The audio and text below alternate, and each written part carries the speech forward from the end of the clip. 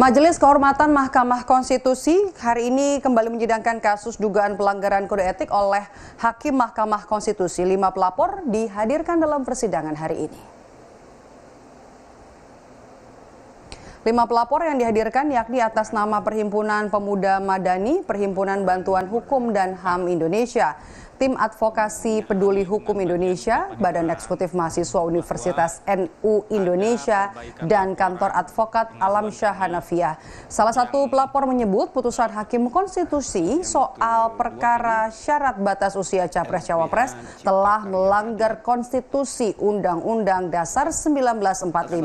Karena itu, pelapor meminta Majelis Kehormatan MK untuk memberhentikan secara tidak hormat 3 hakim yang menyetujui putusan itu atas nama Anwar Usman, Manahan Sitompul, dan Guntur Hamzah. Itu saja ya. Arif Hidayat yang Oke, jadi 2 terlapor. Makanya putusan ini adalah bertentangan, putusan Mahkamah Konstitusi ini adalah bertentangan dengan konstitusi itu sendiri. Karena tidak diatur dalam Undang-Undang 45 tentang batas usia.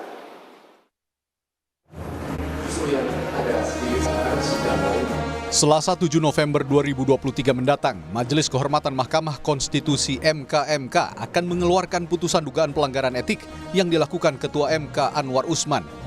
Sejumlah pelapor melayangkan sejumlah tuntutan serius, mulai dari pemberhentian Anwar Usman sebagai Ketua MK dengan tidak hormat, hingga mencabut putusan MK nomor 9 tahun 2023 tentang syarat usia Capres-Cawapres.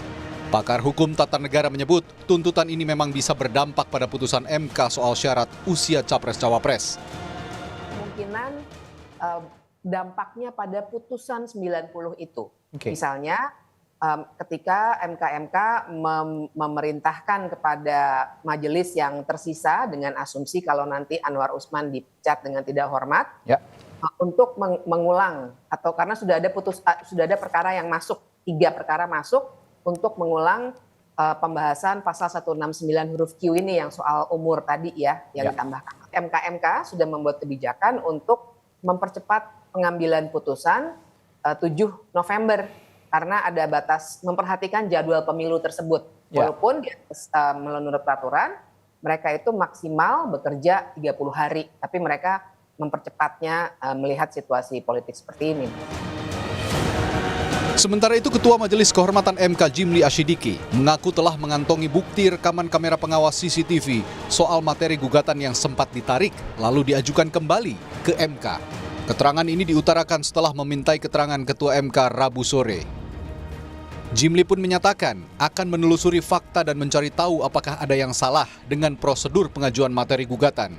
CCTV yang berkaitan dengan penarikan permohonan dan pencabutan dan kemudian diajukan lagi ya kita periksa apa salahnya di mana, kan belum tentu salah juga, yaitu bagian dari itu persoalan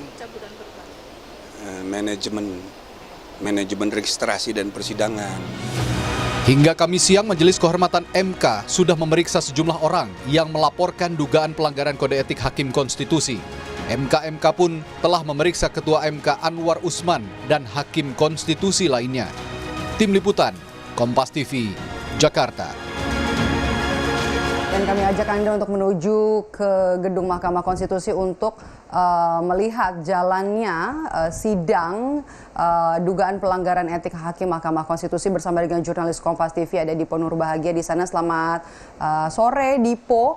Hari ini Majelis Hakim Mahkamah Konstitusi ini menghadirkan 5 orang pelapor. Apa yang mau digali dari kelimanya, Dipo? Ya, selamat sore Maidop dan juga saudara. Tentu yang akan digali dari pelapor yang kemudian mengikuti sidang terkait dengan adanya dugaan pelanggaran kode etik Hakim Konstitusi adalah terkait dengan substansi laporan.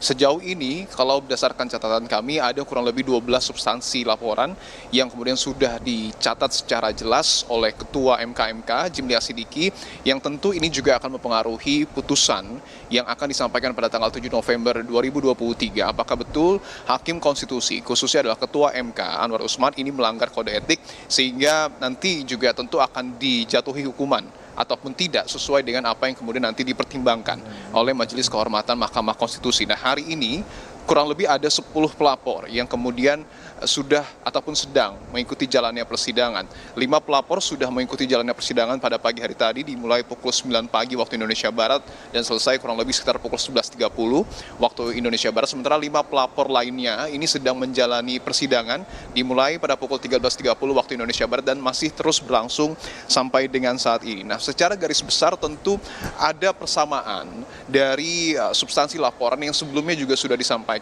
oleh para pelapor. Kalau kami catat sampai dengan hari ini, sejak hari Selasa sampai dengan hari Kamis kurang lebih ada 21 pelapor.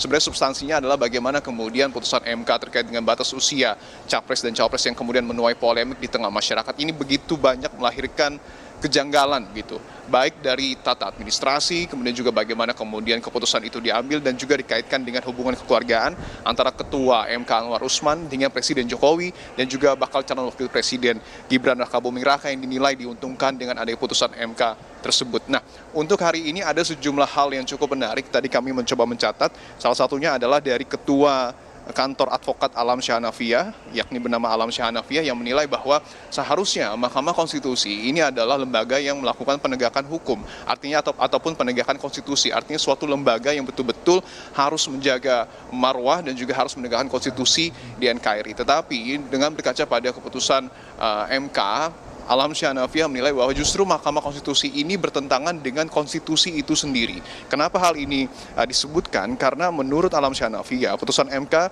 dengan perkara nomor 90 ini telah bertentangan ataupun melanggar Undang-Undang Dasar 1945 karena Mahkamah Konstitusi dinilai membuat peraturan sendiri dan juga mengambil kewenangan yang sebenarnya dimiliki oleh DPR dan juga Presiden untuk membuat undang-undang.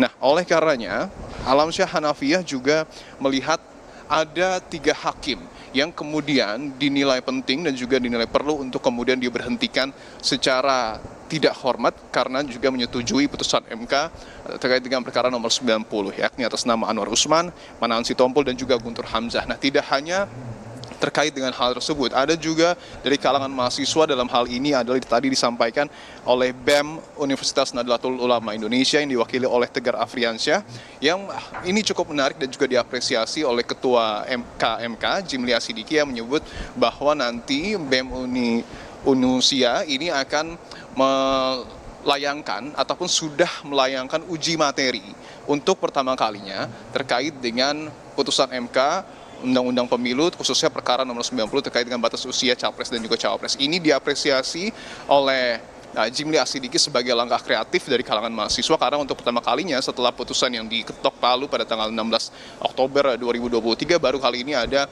uji materi terkait dengan batas usia capres dan juga cawapres di Mahkamah Konstitusi. Dan menariknya lagi, Tegar Afriansyah ataupun BEM Unusia meminta bahwa nanti jalannya persidangan untuk perkara nomor 141 yang akan digelar pada tanggal 8 November 2023 diminta untuk tidak dipimpin ataupun untuk tidak dihadiri oleh Ketua MK Anwar Usman. Tentu semangatnya atau tentu landasannya adalah mereka takut jika nantinya Anwar Usman kembali ikut dalam persidangan yang membahas terkait dengan batas usia capres-cawapres ini kembali akan ada konflik kepentingan. Itu yang kemudian dihindari ataupun yang diinginkan oleh BEM Unusia yang juga tadi beberapa kali bahkan cukup sering Jimli Asidiki mengapresiasi langkah yang kemudian diambil oleh kalangan mahasiswa tersebut. Nah, untuk sore hari ini juga nanti rencananya akan dijadwalkan pemeriksaan kepada 3 hakim konstitusi atas nama Daniel Yusmik, kemudian juga Guntur Hamzah, Wahidudin Adams yang juga kita tahu artinya secara keseluruhan hari ini adalah hari terakhir ataupun secara total sudah 9 hakim konstitusi diperiksa oleh Majelis Kehormatan Mahkamah Konstitusi. Nah, yang menarik juga bahwa pada esok hari Ketua MK Anwar Usman kembali akan dipanggil dan juga diperiksa oleh MK untuk kemudian dalam tanda kutip dikonfrontir ataupun seluruh substansi laporan yang kemudian sudah dimiliki oleh Majelis Kehormatan Mahkamah Konstitusi ini akan dipaparkan dan juga akan dimintai keterangannya apakah betul atau tidak substansi laporan tersebut secara langsung kepada Ketua MK Anwar Usman. Maido.